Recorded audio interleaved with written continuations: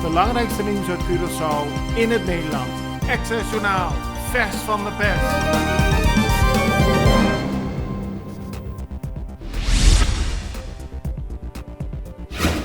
Op Curaçao zijn gisteren 14 mensen gearresteerd voor hun rol bij plunderingen en brandstichtingen.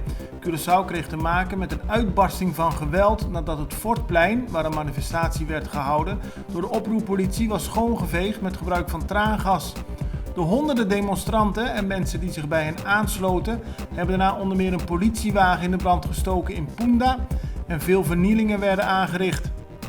Veel mensen op het eiland zijn verbijsterd door het vele geweld. De politie verwacht nog meer aanhoudingen te verrichten. Een van de personen die gisteren is opgepakt is Lon Mutueel. Hij is sinds vorige week een van de woordvoerders van de acties tegen de regering Ruggenaat.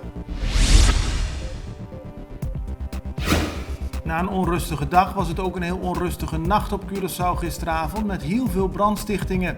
Zo werd een verlaten huis in de Dwergsteeg in Otrobanda in brand gestoken en een leegstaand pand in Vici Marchena. Ook werd in de wijk Grootkwartier een stuk van een mondi in de brand gestoken en ook het vliegtuigwrak, een voormalig restaurant in Coral Specht, werd in de brand gestoken.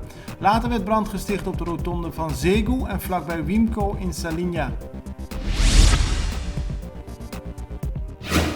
Werknemers van Celicor begonnen gisteren met een mars van post 5 naar Forti. Ze wilden daarmee demonstreren tegen de korting van 12,5% van hun arbeidsvoorwaarden. Aangekomen op het Fortplein liep het flink uit de hand.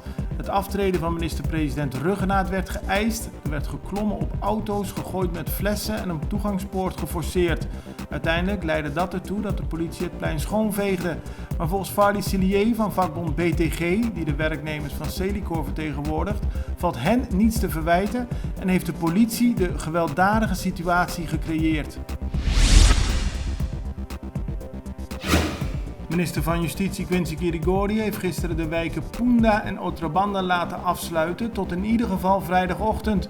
Voor de rest van het eiland gold gisteren een avondklok van woensdagavond 8:30 tot 6 uur donderdagochtend. In de wijken Punda en Otrobanda zijn scholen, banken en verschillende winkels dicht. Bewoners kunnen alleen met een ID de wijk in.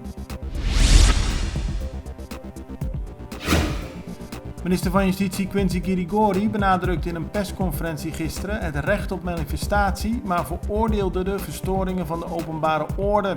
Volgens hem hebben bendes misbruik gemaakt van de chaotische situatie om te plunderen en vernielingen aan te richten.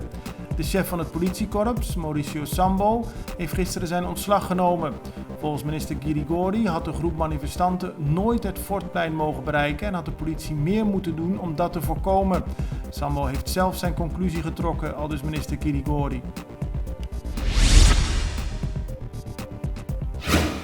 Minister-president Eugène Ruggenaat zei gisteren tijdens dezelfde persconferentie dat hij een kleine groep van de demonstranten had uitgenodigd voor een gesprek, maar dat werd geweigerd.